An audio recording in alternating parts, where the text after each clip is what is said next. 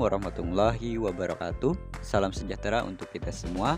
Perkenalkan, kami dari kelompok 9 yang pada hari ini akan membahas materi vitamin yang larut dalam air. Nah, sebelum kita memasuki pembahasan materi, ada pepatah nih yang mengatakan tak kenal maka tak aruf. Maka izinkan saya untuk memperkenalkan anggota dari kelompok 9, yaitu ada yang pertama, Halidah, yang kedua, Muhammad Hasan Amin, yang ketiga, Nana, dan yang keempat ada Normina. Nah, selanjutnya, pada materi vitamin yang larut dalam air ini, ada pun pokok bahasan yang kami muat yaitu yang pertama, ada pengertian vitamin. Yang kedua, ada vitamin yang larut dalam air. Yang ketiga, keadaan defisiensi vitamin yang larut dalam air. Nah, selanjutnya yang keempat ada macam-macam vitamin B dan vitamin C. Yang kelima ada proses yang membutuhkan asam askorbat. Yang keenam ada analisis kualitatif vitamin B1. Yang ketujuh ada analisis kualitatif vitamin C. Mari tanpa lama-lama lagi, mari kita simak penjelasan berikut ini. Pengertian vitamin. Asal kata vitamin adalah dari fit amina. Fit berarti hidup dan amina menunjukkan bahwa zat itu adalah suatu amina. Amina sendiri yaitu zat kimia yang mengandung gugus NH2. Vitamin didefinisikan sebagai zat-zat organik kompleks yang dibutuhkan dalam jumlah yang sangat kecil dan pada umumnya tidak dapat dibentuk oleh tubuh. Vitamin termasuk kelompok zat pengatur pertumbuhan dan pemeliharaan kehidupan. Almatsier 2002. Vitamin yang larut di dalam air. Kelompok dari vitamin B kompleks merupakan kofaktor dalam berbagai jenis reaksi enzimatik yang terdapat di dalam tubuh kita. Vitamin B yang penting bagi nutrisi manusia adalah tiamin, riboflavin, niacin, asam pantotenat, vitamin B6, biotin, vitamin B12, dan asam folat. Karena kelarutannya dalam air, maka kelebihan vitamin ini akan diekskresikan ke dalam urin, sehingga jarang tertimbun dalam konsentrasi yang toksik. Penyimpanan vitamin B kompleks bersifat terbatas, kecuali kobalamin. Oleh karena itu, vitamin B kompleks harus dikonsumsi secara teratur. Keadaan defisiensi vitamin yang larut dalam air. Di antara vitamin-vitamin yang larut dalam air, dikenali keadaan defisiensi berikut ini. Yang pertama, penyakit beri-beri merupakan akibat dari defisiensi tiamin. Yang kedua, chelosis, glossitis, sebor, dan fotofobia merupakan akibat dari defisiensi riboflavin. Dan yang ketiga, pellagra yang merupakan akibat dari defisiensi niacin. Dan yang keempat yaitu neuritis feriver yang merupakan akibat dari defisiensi viridoksin. Yang kelima yaitu anemia megaloblastik, aciduria methylmalonat, dan anemia perniciosa yang merupakan akibat dari defisiensi kobalamin. Yang keenam yaitu anemia megaloblastik yang merupakan akibat dari defisiensi asam folat. Dan yang terakhir yaitu penyakit skorbut atau skorfi yang merupakan akibat dari defisiensi asam askorbat. Defisiensi vitamin dihindari dengan mengkonsumsi berbagai jenis makanan dalam jumlah yang memadai. Defisiensi tiamin. Gejala dini defisiensi tiamin berupa neuritis feriver, keluhan mudah dicapai, dan anoreksia yang menimbulkan edema dan degenerasi kardiovaskuler, neurologi, serta muskuler. Yang kedua, yaitu defisiensi riboflavin. Riboflavin disintesis dalam tanaman dan mikroorganisme, namun tidak dibuat dalam tubuh mamalia. Ragi, hati, dan ginjal merupakan sumber riboflavin yang baik.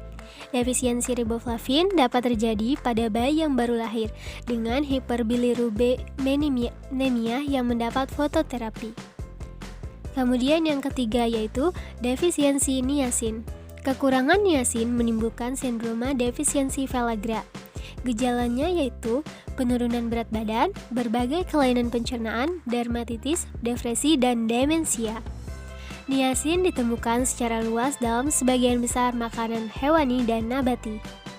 Terjadinya defisiensi niacin apabila kandungan makanan kurang mengandung niacin dan triptopan. Yang keempat yaitu defisiensi asam pantotenat.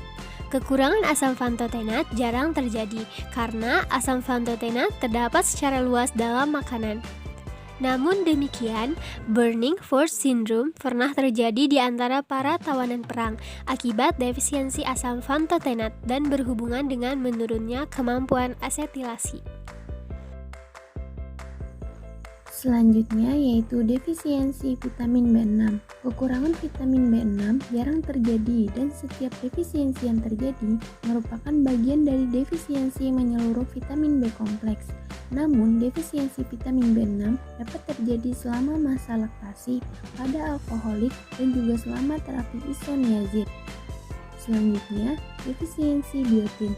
Gejala defisiensi biotin adalah depresi, halusinasi, nyeri otot, dan dermatitis. Tidak adanya enzim holokarboksilase sintase yang melekatkan biotin pada residu lisin atau enzim karboksilat juga menyebabkan gejala defisiensi biotin, termasuk akumulasi substrat dari enzim-enzim yang tergantung pada biotin. Selanjutnya, defisiensi vitamin B12. Kekurangan atau defisiensi vitamin B12 menyebabkan anemia megaloblastik. Karena defisiensi vitamin B12 akan mengganggu reaksi metionin sintase. Kelainan neurologik yang berhubungan dengan defisiensi vitamin B12 dapat terjadi sekunder akibat defisiensi relatif metionin. Selanjutnya, defisiensi asam folat. Defisiensi atau kekurangan asam folat dapat menyebabkan anemia megaloblastik karena terganggunya sintesis DNA dan pembentukan eritrosit. Selanjutnya, defisiensi asam askorbat. Defisiensi atau kekurangan asam askorbat dapat menyebabkan penyakit skorbut. Penyakit ini berhubungan dengan gangguan sintesis kolagen yang diperlihatkan dalam bentuk perdarahan subkutan serta perdarahan lainnya, kelemahan otot, gusi yang bengkak dan menjadi lunak, dan tanggalnya gigi. Baiklah, materi yang selanjutnya itu ada analisis kualitatif vitamin B1. 1. Identifikasi dengan uji reaksi warna. Yang pertama ada reaksi tiokrom, yaitu sebanyak 10 mili larutan uji dan larutan baku pembanding, ditambahkan 3 mili NaOH, 1 N, 2 tetes kalium heksasianoperat, 3, 5% yang dibuat segar, dan 5 mili N-butanol, kemudian kocok kuat selama beberapa menit. Setelah terpisah, larutan uji dan larutan pembanding akan berfluoresensi biru ungu. Yang kedua ada reaksi timbal asetat. Sebanyak 10 mili larutan uji dan larutan baku pembanding, ditambahkan 1 mili larutan Pb2 asetat 10% dan 2 mili NaOH 6N. Segera terbentuk endapan berwarna kuning. Yang ketiga ada reaksi Diageo, yaitu pemeriksaan amin aromatic primer. Sebanyak 50 mg zat dilarutkan dalam 1 mili HCl3N, kemudian larutan direaksikan dengan 2 tetes pereaksi Diageo 1, kemudian dituangkan ke dalam 2 mili pereaksi Diageo 2, terbentuklah endapan warna merah jingga. Baik, selanjutnya cara yang kedua ada pembuatan fase gerak. Fase gerak yang digunakan untuk identifikasi vitamin B1 adalah metanol, air, asam asetat, amonia dengan perbandingan 5 berbanding 4,5 berbanding 0,5 berbanding 0,75. Yang ketiga ada kejenuhan chamber dan penyiapannya. Plat chamber disiapkan dengan cara diberi fase gerak metanol, air, asam asetat, amonia dengan perbandingan yang sudah disebutkan tadi. Kemudian dijenuhkan dengan cara memasukkan kertas saring ke dalam chamber. Tunggu sampai kertas saring sampai basah seluruhnya. Plat yang digunakan adalah silika gel 60F 254 dengan ukuran 7 x 4 cm dengan jarak batas atas dan batas bawah masing-masing 1 cm. 4.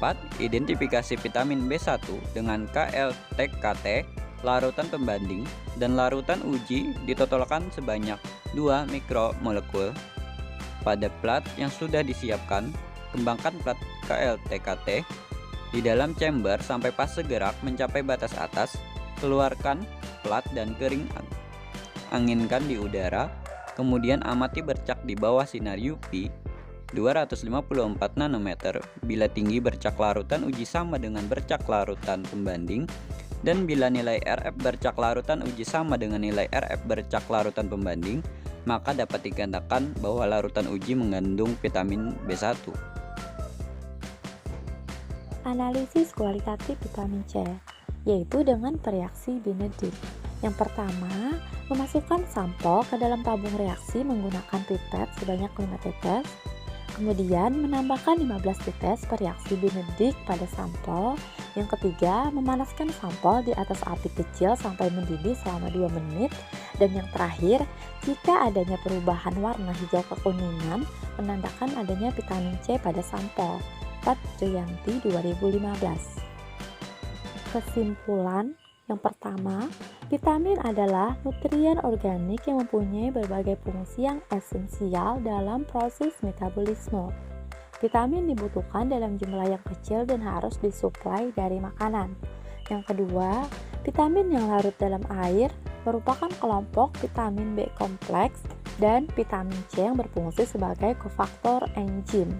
Yang ketiga, vitamin yang larut dalam air, kelebihannya dalam tubuh dikeluarkan melalui urin, sehingga tidak didapati keadaan yang toksik dalam tubuh. Yang keempat, kekurangan vitamin yang larut dalam air akan menimbulkan gejala penyakit. Yang kelima, analisis kualitatif vitamin B terbagi menjadi 4, yaitu identifikasi dengan uji reaksi warna, pembuatan fase gerak, penjenuhan chamber dan penyiapan, serta identifikasi vitamin B1 dengan KLTKT. Yang terakhir, analisis kualitatif vitamin C yaitu dengan reaksi Benedict.